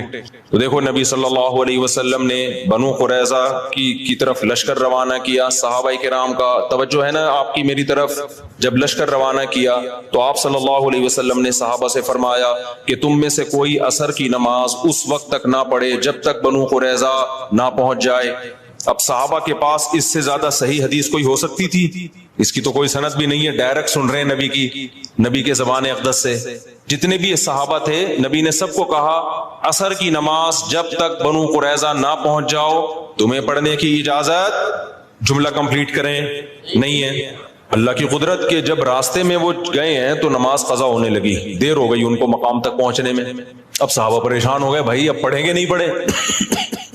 بعض حضرات نے کہا بھائی نبی کا آرڈر ہے نہیں پڑھنی, قضا کریں گے نماز, کیونکہ ہم تو نبی کے حکم کے محتاج ہیں. ہم پڑھتے کیوں تھے؟ نبی نے حکم دیا تھا نا, تو جب نبی نے چھوڑنے کا حکم دیا ہے تو چھوڑیں گے ہم. دوسرے صحابہ نے کہا کہ نہیں بھائی, نبی کا مطلب یہ تھوڑی تھا کہ قضا کر دو. آپ جب کسی کو بھیجتے ہیں کہ بھئی یہاں سے حیدرآباد جا رہے ہو, دیکھو بیٹا وہیں پہ نماز پڑھنا, راستے میں خطرہ ہے, کوئی بھی مسئلہ ہو سکتا ہے, تو مطلب یہ آپ کو یقین ہے کہ اثر تک پہنچ جائے گا. قضا کرنے کی تھوڑی اجازت ہے, کیونکہ قرآن میں آتا ہے حافظوا علی الصلوات والصلاۃ الوسطی, درمیانی نمازوں کی حفاظت کرو. درمیانی تو اثر کی نماز ہے, اس کی تو خاص تاکید ہے. تو نبی کا حکم تو یہ ہے, لیکن نبی کا مقصد یہ بولو نہیں تھا. نبی عالم الغیب تھوڑی ہے, ان کو کیا پتا تھا کہ یہ قضا کر لیں گے, تو اس لیے ہم پڑھیں گے. اب دو جماعتیں بن گئیں, ایک نے کہا ہماری رائے ہے کہ ہم نے پڑھنی ہے, دوسرے نے کہا ہماری رائے ہے کہ ہم نے. دونوں کا مقصد کیا؟ خواہش نفس تھا. اب اگر وہ دونوں پھٹا شروع کر دیتے وہاں پہ کہ تو حدیث کا منکر ہے, معاذ اللہ نقل کفر منجن بیچ رہے ہو تم لوگ, ہمارے پاس صحیح حدیث ہے, نبی نے کہا ہے کہ نہیں پڑھنی, بس ہم نہیں پڑھیں گے. اور جو نہیں پڑھے گا ہمارے ساتھ, جو پڑھے گا وہ دائرہ اسلام سے خارج ہے, وہ حدیث کا منکر ہے, وہ گمراہ ہے, وہ جہنمی فرقوں میں ہے. اس سے فرقواریت کم ہوتی ہے بڑھتی؟ بولتے کیوں نہیں؟ لڑائی پیدا ہوتی, پھڈا پیدا ہوتا. جن کا خیال تھا نہیں پڑھنی, انہوں نے کہا بھائی ہمیں یہ سمجھ میں آ رہا ہے, اب نبی موجود تو ہے نہیں کہ ہم ان سے پوچھیں یا رسول اللہ آپ کا مطلب کیا تھا. رابطہ بھی نہیں ہے, کوئی فون بھی نہیں تھا اس زمانے میں. دوسرے فریق نے کہا بھائی ہمیں تو یہی لگ رہا ہے کہ نبی کا یہ مفہوم نہیں تھا, وہ تو ہمیں آسانی کے لیے نبی نے حکم دیا تھا, راستے میں خطرات ہوتے ہیں. اب قضا تھوڑی ہو سکتی ہے, ہمیشہ پڑھی ہے بھائی, تو آج بھی پڑھیں گے ہم. انہوں نے پڑھ لی. اب انہوں نے نہیں پڑھنے والوں کو یہ نہیں کہا کہ تم تو مطلب ہی نہیں سمجھتے حدیثوں کا, تمہارے مطلب کھوپڑی میں سینس. آج کل فروعی مسائل میں اسی طرح چیلنج کیا جاتا ہے نا, جب فروعی مسائل میں اختلاف کو ذکر کیا جاتا ہے تو مذہبی اسکالر کا ایٹیٹیوڈ یہی ہوتا ہے, بدتمیزی والا. تو صحابہ میں سے جن کا خیال تھا پڑھنی چاہیے پڑھ لی, جن کا خیال تھا نہیں پڑھنی چاہیے نہیں پڑھی. دو مکتب فکر وجود میں آ گئے کہ نہیں آ گئے اس لحاظ سے وقتی طور پہ. اچھا دونوں نے ایک دوسرے کے پیچھے نمازیں بھی نہیں پڑھی, یہ بھی ذہن میں رکھیں. جب وہ پڑھ رہے تھے تو انہوں نے ان کی اقتدا نہیں کی ہے, ان کا خیال تھا یہ غلطی پر ہے. جب ایک جماعت نماز پڑھ رہی تھی تو دوسرے نے یہ ان کے پیچھے نماز نہیں پڑھی, کیونکہ ان کا خیال یہ تھا بھائی نبی کا مقصد, نبی نے حکم دیا نہیں پڑھنی ہے تو ہم کیسے پڑھ لیں. کتنے کنٹریز ایسے ہیں, آپ تاریخ اٹھا کے دیکھیں, جو صحابہ کی تجارت میں ایمانداری دیکھ کر پورے ملکوں کے ملک مسلمان ہوئے ہیں. آج کوئی بتا سکتا ہے کہ وہ اس مسلمان کی ایسی اس نے ایمانداری دیکھی کہ اسلام قبول کر لیا؟ ایسے شاذ و نادر واقعات ہیں. ہمارے نبی صلی اللہ علیہ وسلم نے جب پہلی مرتبہ نبوت کا دعویٰ کیا مکہ میں, تو دیکھو آپ کے پاس دو عمل تھے پیش کرنے کے لیے. ایک اپنا صادق اور امین ہونا کہ میں سچا ہوں, جھوٹ نہیں بولتا, میں کبھی کسی کی امانت میں خیانت نہیں کرتا, یہ بھی عمل تھا. دوسرا آپ کا عمل تھا غار ہرا کی عبادت, جو آپ ہمیشہ کیا کرتے تھے کہ آپ یہ بتا سکتے تھے لوگوں میں اتنا عبادت گزار ہوں, میں غار ہرا میں عبادت کیا کرتا تھا, بتاؤ کیا میں جھوٹ بول سکتا ہوں؟ تو لوگ کہتے کہ نہیں. لیکن آپ نے غار ہرا کی عبادت کو پیش نہیں کیا, آپ نے اپنے کیریکٹر کو پیش کیا ہے, کردار کو پیش کیا ہے کہ 40 سال کے عرصے میں کبھی ایسا نہیں ہوا کہ میں نے کسی سے پیسے لیے ہوں اور ٹائم پہ واپس نہ کیے ہوں, یا کسی نے مجھ پر اعتماد کر کے امانت رکھوائی اور میں نے اس میں تھوڑی سی بھی خیانت کر دی ہو. 40 سال میں میری زبان سے تم نے کبھی جھوٹ نہیں دیکھا. تو یہ کیریکٹر تھا جس کو پیش کر کے نبی نے دین کی دعوت دی ہے. اگر آپ کا کیریکٹر ٹھیک نہیں ہوگا, گورا کہے گا کہ یہ کمبخت جھوٹ بھی بولتے ہیں, دو نمبری بھی کرتے ہیں, بولتے کچھ ہیں دل میں کچھ اور ہوتا ہے. ملکی قوانین کو سب سے زیادہ اڑانے والے, دھجیاں اڑانے والے بھی یہی ہے. تو وہ کیا سمجھے گا کہ مسلمان ایسے ہوتے ہیں, اس سے اسلام کا امیج دنیا میں خراب ہوگا. معاہدوں کی پابندی کا دیکھو, یہاں آپ معاہدہ توڑو گے نا, دنیا کی حکومتیں جو سزا دیتی ہیں وہ تھوڑی ہوتی ہے, اصل سزا کون دے گا؟ اللہ. قرآن میں کتنے مقامات پر اللہ تعالیٰ نے امتوں کے واقعات بھی سنائے کہ پچھلی امتوں میں اللہ تعالیٰ نے شعیب علیہ السلام کو بھیجا اپنی قوم کے پاس. شعیب علیہ السلام کو کیوں بھیجا؟ وہ قوم کیا کرتی تھی؟ ناپ تول میں کمی کیا کرتی تھی. وہ کرتے تھے کہ جب پیسے لے رہے ہیں نا کسٹمر سے, پورا گن کے لے رہے ہیں اور جو مال اس کو دے رہے ہیں اس میں ڈنڈی مار رہے ہیں, جھوٹ بول رہے ہیں اس میں.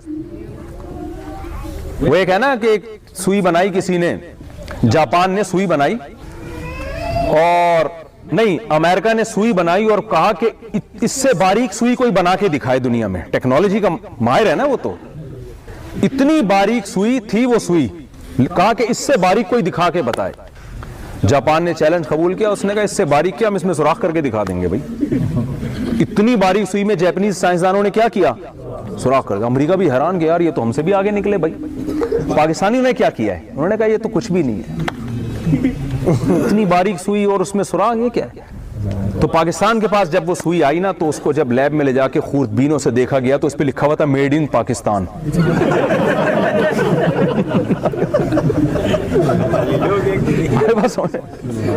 تو ہماری شہرت اس حوالے سے ہو گئی ہے. وہ ممکن ہے کوئی ہمارا بیان سنے پاکستانی بولے اپنے ملک کو کیوں بدنام کر رہے ہو, بھائی ہم بدنام کر نہیں رہے ہیں, ہمارا یہ امیج دنیا میں چلا گیا, اب اس بدنامی کو ختم کرنے کی کوشش کر رہے ہیں. ہم کوشش کر رہے ہیں کہ توبہ کر لیں تاکہ ہماری بدنامی دنیا میں نہ ہو. ہاں تو یہی ہو گیا ہے نا, حقیقت بھی یہی ہے. ہمارے سیاستدانوں نے جو کرنا تھا وہ کیا, ہم بھی تو وہی کر رہے ہیں نا. تو ہمارے پاس اتنی پاور نہیں ہے. ہمارے حضرت فرمایا کرتے تھے فرعون نے تو بچوں کو قتل کر کے ظلم کیا, پاور میں تھا. اگر ہم اتنی پاور میں آتے تو ہم بھی کوئی فرعون سے کم نہیں ہوتے. جذبے سب کے وہی ہیں, وہ تو ہے, وہ ہے نہیں کچھ کرنے کو لیے, تو کیا کرے گا آدمی پھر بیٹھ کے. پھر یہی ہوتا ہے, وسیم سے 50 روپے لے کے کھا گیا, ادھر سے 20 روپے لے کے کھا گیا, ادھر سے جو زیادہ بڑے سیاستدان ہیں وہ اسٹیل مل کھا گئے. پاکستان میں آپ کو پتا ہے نا, کراچی میں اسٹیل مل ایک چمچہ بھی نہیں چھوڑا الحمدللہ, ایسے کھائی ہے اسٹیل. پتہ نہیں ہم تو لوگ ہمیں کہہ رہے ہوتے ہیں میٹھا 2 چمچے کھا لیں, ہم کہتے ہیں یار ہم سے تو ایک چمچہ نہیں کھایا جاتا, اور وہ چمچے سے مراد جو چمچے میں چیز ڈالی جاتی ہے. اور ہمارے ماشاءاللہ بعض حضرات ایسے ہیں, اللہ نے ایسا پورے چمچے کھا گئے. وہ یعنی یہ نہیں کہ چمچے میں جو چیز تھی بس, جزاک اللہ, وہ چمچے پوری اسٹیل مل, جو اسٹیل کی بنی ہوئی مل ہے وہ کھا گئے پوری. تو یہ ہمارا امیج ہے دنیا میں. دیکھو دنیا میں حکومتیں جس طرح سزا ہونی چاہیے کبھی مل جاتی ہے کبھی نہیں ملتی, یہ ہمارے مذہب کا حصہ ہے. شعیب علیہ السلام نے جب اپنی قوم کو سمجھایا کہ کسٹمر کو مت ٹھگو, تو وہ کسٹمر بھی تو اسی قوم کے تھے یا نہیں تھے, اسی قوم کے تھے یا نہیں تھے. تو پتہ ہے شعیب علیہ السلام کو لوگوں نے کیا تانا دیا, آپ لوگ تھک تو نہیں گئے. شعیب علیہ السلام کو یہ تانا دیا لوگوں نے, وہ یہ تانا دیا کہ یا شعیب اصلاتک تأمرک ان نترک ما یعبد آباؤنا او ان نفعل فی اموالنا ما نشاء. اے شعیب تو نماز پڑھتا ہے مسجد میں, صوفی بڑا اچھا لگتا ہے ہمیں, ٹھیک ہے نا, بڑا اچھا لگتا ہے نماز میں کھڑا ہوا, سردا کر رہا ہے, وضو کر کے آ رہا ہے, دل چاہتا ہے تجھ سے دم بھی کروائیں, تجھ سے جن چڑیل بھوت بھی ہم بھگوائیں, بہت اچھا, یہاں تک ہمیں تجھ پر کوئی اعتراض نہیں. لیکن تو جو یہ ہمارے کاموں میں مداخلت کر رہا ہے نا, کہ بزنس ایسے کرو ایسے نہیں کرو, یہ حلال ہے حرام ہے, یہ ہمیں بالکل بھی پسند نہیں ہے. یہ طریقہ ہمیں بالکل بھی پسند.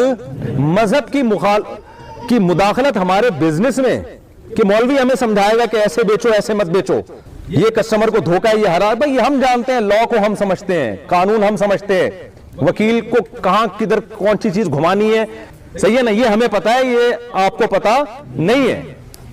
تو شعیب علیہ السلام نے کیا کہا, اے میری قوم میرا کام ہے اللہ کا پیغام تم تک پہنچا دینا, یہ جو تم ناپ تول میں کمی کرتے ہو.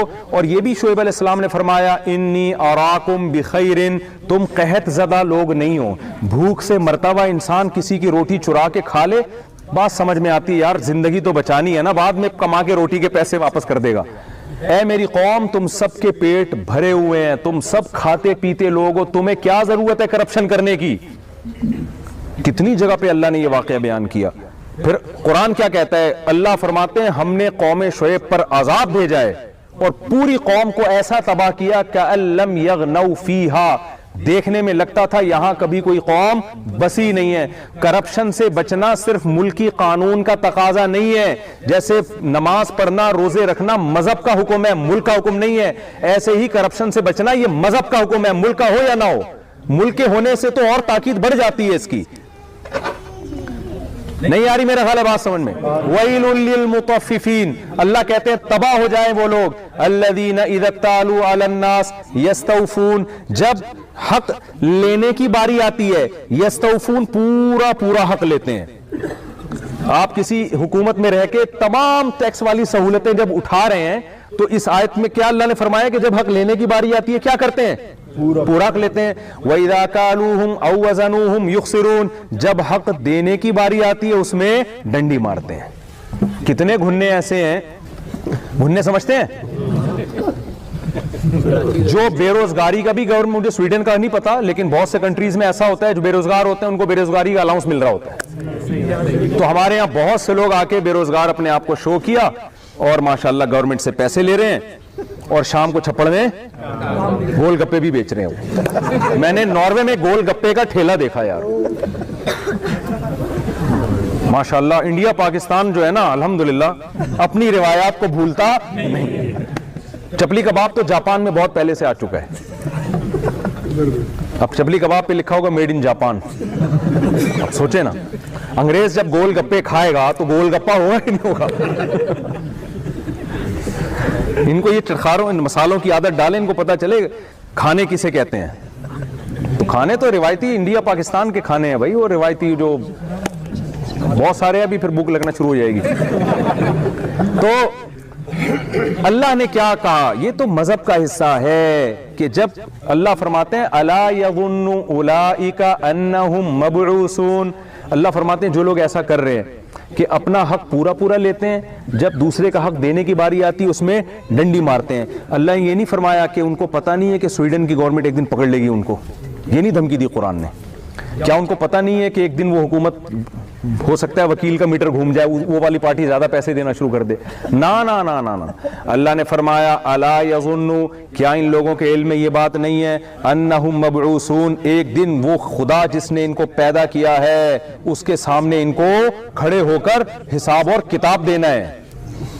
یہاں کی گورنمنٹ سے آپ بچیں نہ بچیں, اللہ کی حکومت سے آپ, میں اور آپ نہیں بچ سکتے. الا یظن, کیا یہ بھول گئے یہ بات, یہ سمجھ رہے ہیں بھائی ایسے پیدا ہو گئے اور ایسے ختم ہو جائیں گے؟ نہ, ایک دن اللہ, جس اللہ نے پہلی مرتبہ منی کے قطرے سے پانی سے پیدا کیا, وہ کہتا ہے میں دوبارہ پیدا کرنا بھی جانتا ہوں, میرے قدرت ہے, میں دوبارہ پیدا کروں گا. تو جلدی وہ شرطیں مکمل کر دوں. تو اچھا یہ بھی ایک بات ہے, دیکھو اگر کوئی شام کو جاب نہیں بھی کر رہا, بے روزگار ہے, تو اللہ کو دینے والا پسند ہے لینے والا پسند ہے؟ تو آپ گھننے بن کے کیوں گورنمنٹ کا پیسہ کھا رہے ہو بھائی؟ کیا خیال ہے, آپ کو جاب تلاش کرو یار. اچھا یہاں بچہ پیدا کرنے پر الاؤنس ملتا ہے؟ آسٹریلیا میں ملتا تھا. پاکستانیوں نے سارے کام چھوڑ کے اسپیڈ,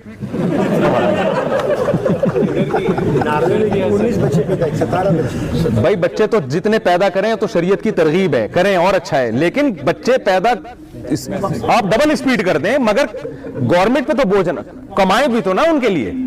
پیدا کرنے کا مقصد یہ ہے کہ مارکیٹ میں بچہ لاتے جاؤ وہاں سے پیسے, یہ تو غیر اخلاقی حرکت ہے یا نہیں؟ تو آسٹریلیا میں جب گیا تو وہاں مجھے انہوں نے بتایا کہ اتنی اسپیڈ سے ایکسیلیٹر پہ پاؤں رکھا ہے نا پاکستانیوں نے کہ یار فی بچہ پتہ نہیں کتنے ڈالر مل رہے تھے وہاں. تو انہوں نے کہا آپ کوئی کام ہی نہیں کرنا, یہی کرنا ہے. تو گورنمنٹ نے قانون ہی چینج کر دیا وہاں پہ کہ یار یہ تو بے روزگار بن کے بیٹھ رہے ہیں اور اسپیڈ فل بڑھائی بھی ہے انہوں نے. تو آپ کی اسپیڈ بھی ہونی چاہیے اور ساتھ ساتھ کمانے کا ذریعہ بھی ہو, بوجھ بن کے کہیں بھی بوجھ نہ بنو. ہمارے نبی صلی اللہ علیہ وسلم کو غنا پسند ہے, استغنا پسند ہے. استغنا کیا ہے؟ کسی پہ بوجھ نہ بنا جائے. یہاں کی گورنمنٹ کہے کہ یار مسلمانوں سے ہمیں یہاں آنے سے ہماری اکنامکس کو, اکنامیکلی ہم مضبوط ہو رہے ہیں, بوجھ نہیں بن رہے یہ لوگ ہم پر.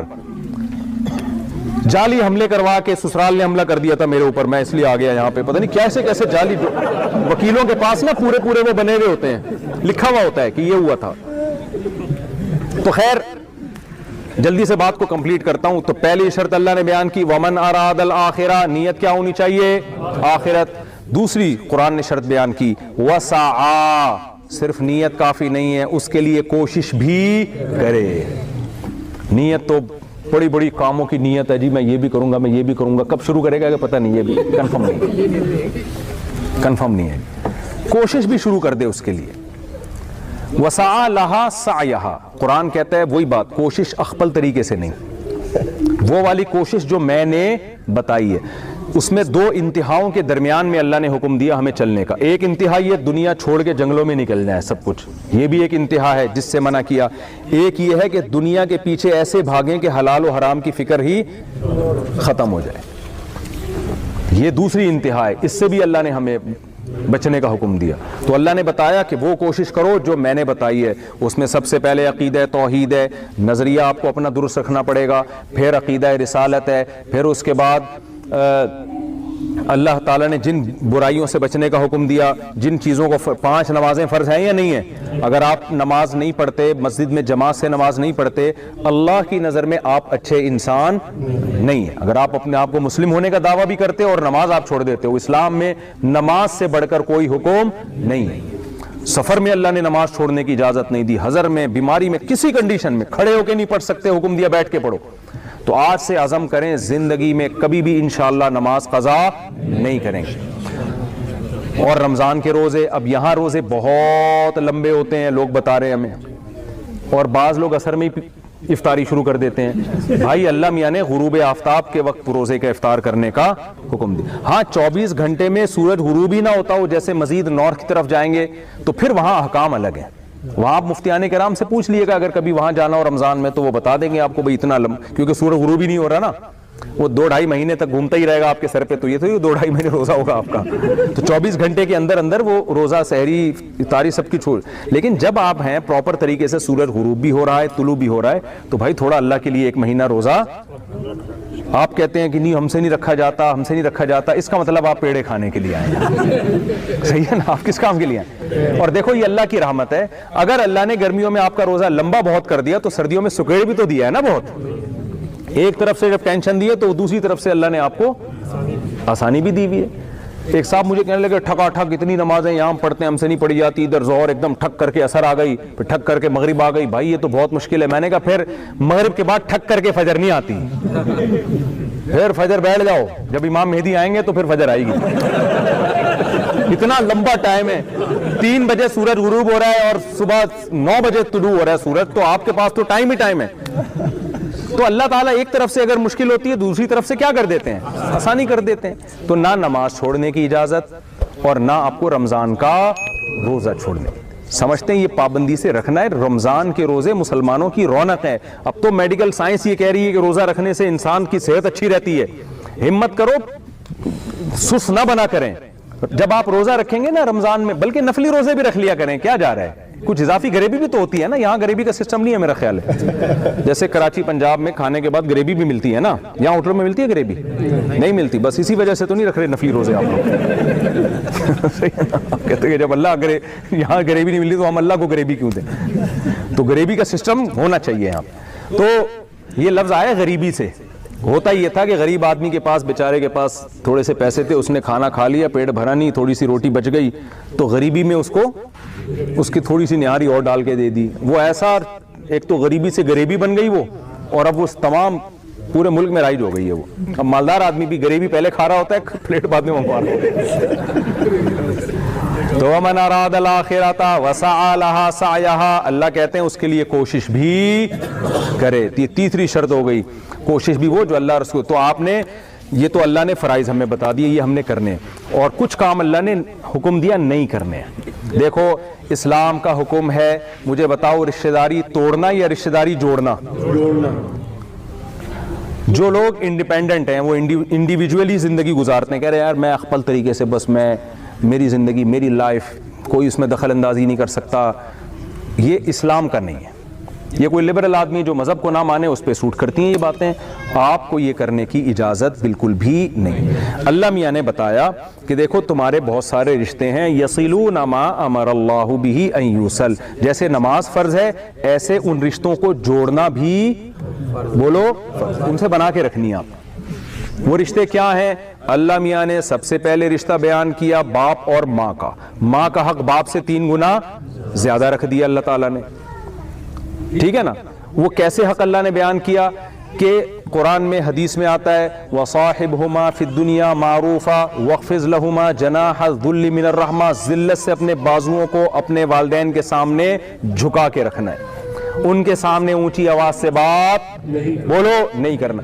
بڑھاپے میں ان کو گھر میں رکھ کے ان کے قدموں میں جنت تلاش کرنی ہے, ان کو گھر سے نہیں نکالنا. حدیث میں آتا ہے اس شخص پر اللہ کی لعنت جس کو بوڑھے والدین ملے اور اس نے بڑھاپے میں ملے اور اس نے بڑھاپے میں ان کی خدمت کر کے جنت اپنے اوپر واجب نہیں کر لی. اتنا بہترین آپشن جنت کمانے کا آیا تھا اور اس نالائق نے وہ آپشن ضائع کر دیا. تو صرف عید بقرعید پہ آپ کو ماں باپ سے ملنے کا حکم نہیں ہے, آپ نے سال کے 12 مہینے 24 گھنٹے اپنے ماں باپ کی کیئر بولو کرنی ہے. اور اللہ نے کہا کہ جب بھی اضافی خرچ ہوگا نا تمہارا, اضافی, ایک تو واجب خرچ ہے, جب بھی اضافی ہے تو اس کی ابتدا بھی والدین سے ہونی چاہیے. تو اگر اللہ نے کسی کو پیسہ دیا ہے تو اس میں سے اپنے والدین کے لیے الگ سے کچھ حصہ ہر مہینے نکال کے بولو نا رکھا کریں, بجائے اس کے کہ ابا کی وراثت پہ نظریں رکھیں, ابا کو پیسے الٹا دیا کریں. کسی حدیث میں نہیں ہے تیرے باپ کا مال تیرا ہے, یہ صحیح حدیث ہے تیرا مال اور تو بھی تیرے باپ کا ہے, یہ حدیث ہے. آج الٹا ہو رہا ہے ابا پتہ نہیں کب مریں گے اور میں ان سے مجھے معاذ اللہ پیسے ملیں گے, یہ غلط ہے. آپ بولو بھائی یہ تو موت کے بعد اللہ نے ایک نظام بنایا ہے, دنیا میں کیا ہے بھائی, یہ جو کچھ ہے ابا کس کا ہے, یہ آپ کا ہے. تو باپ اور ماں کا بہت بڑا حق ہے اسلام میں. عیسیٰ علیہ الصلوۃ والسلام جب پیدا ہوئے اللہ نے ماں کی گود میں ان کو قوت گویائی دی نا, تو ماں کی گود میں حضرت عیسیٰ نے کیا کہا, وَبَرًّا بِوَالِدَتِي, اللہ نے مجھے پیغمبر بنایا, مجھے کتاب والا بنایا اور اللہ نے مجھے اپنی ماں کے ساتھ اچھا سلوک کرنے والا بنایا. ماں کی گود میں حضرت عیسیٰ کی زبان سے یہ الفاظ نکلوائے جا رہے ہیں. تو کیسے حضرت یحییٰ علیہ السلام جب پیدا ہوئے تو قرآن نے ان کے بارے میں کیا فرمایا, وہ کیا ہے, وَبَرًّا بِوَالِدَيْهِ, ہم نے یحییٰ علیہ السلام کو اپنے والدین کے ساتھ اچھا سلوک کرنے والا بنایا. تو پیغمبروں نے جتنی تاکید سے باپ اور ماں کا حق بیان کیا ہے اتنی تاکید سے کسی اور کا حق بیان نہیں کیا. آج کلائنٹ کی ویلیو, دوست کی ویلیو زیادہ ہے, اپنے گرل فرینڈ کی اور دیگر رشتوں کی ویلیو زیادہ ہے, ابا اماں اور کی ویلیو کیا ہو گئی ہے, کم ہو گئی. میں اکثر ایئر ہوسٹس کی مثال دیتا ہوں. ایئر ہوسٹس کو جب آپ جہاز میں بلائیں کبھی اس کے چہرے پہ غصہ نہیں ہوتا, 20 دفعہ پانی مانگے 20 دفعہ آپ کو پانی لا کے پلائے گی, کچھ پوچھنا ہو سوری کر کے چلی جائے گی یا اچھا سا جواب دے دے گی, اس پہ غصہ اس کو بالکل بھی نہیں آتا. جیسے ہی بٹن دبائیں گے نا فوراً آ جائے گی. ہوتا ہے کہ نہیں ہوتا؟ تو یہ ایٹیٹیوڈ آپ کے اپنے ابا کے ساتھ اور اماں کے ساتھ ہونے چاہیے. دیکھو ایئر ہوسٹس نماز پڑھ رہی ہو, اسلام نے اس کو حکم دیا کہ کوئی گھنٹی بجائے نماز توڑ کے جواب دو, دیا, لیکن باپ اور ماں میں سے کسی نے آپ کو پکارا تو حکم کیا ہے, نفلی نماز ہے, نفلی نماز کو کیا حکم ہے, توڑ کے ان کی پکار کا جواب. تو یار آپ کو تو ایئر ہوسٹس سے زیادہ ایکٹیو ہونا چاہیے نا ابا اماں کے سامنے. لیکن یہی ایئر ہوسٹس جب گھر میں جائے گی اس پہ پاؤں رکھ کے کھڑے ہو جائیں گے, اماں بھی بٹن پہ پاؤں رکھ کے کھڑی ہو جائیں گی, سوائے وہ ایئر ہوسٹس جو میرا بیان سن رہی ہیں ان کے علاوہ کوئی بھی ابا اماں کی پکار کا جواب نہیں. اور اگر ایک دفعہ جواب دے دیا, دوسری دفعہ تو تیسری دفعہ میں دھتکار کے جواب دیں گے کہ کیوں تنگ کر کے رکھا ہوا ہے آپ نے. ایسے موقع پہ مجھے ایک واقعہ بڑا زبردست یاد آتا ہے کہ ایک بوڑھا باپ جو ہے نا, بڑھاپے میں انسان کا دماغ صحیح کام نہیں کرتا, تو بوڑھا باپ اپنے بیٹے سے کہتا ہے کہ دیوار پر نا کوا آ کے بیٹھا. تو چھوٹے بچے سے اپنے بیٹے سے جوان بیٹا یہ کیا ہے, بیٹے نے بولا کہ ابا کوا ہے. اب بوڑھا آدمی دماغ کام نہیں کر رہا, تھوڑی دیر پھر بھول گیا بیچارہ کہ ابا یہ کیا ہے, بیٹا یہ کیا ہے. پھر اس نے بولا ابا کوا ہے. تیسری دفعہ میں بیٹے کو غصہ آ گیا, جیسے کہ آج کل کی ینگ جنریشن کو غصہ آ جاتا ہے. بولا ابا کیا فضول میں آپ سوال کی رٹ لگا کے رکھی, بول تو دیا, کیا سنتے نہیں ہو کیا. تو باپ کو نے ایک پرانا واقعہ یاد آیا. اور ماں باپ اللہ نے ایسے ہی بنائے ہیں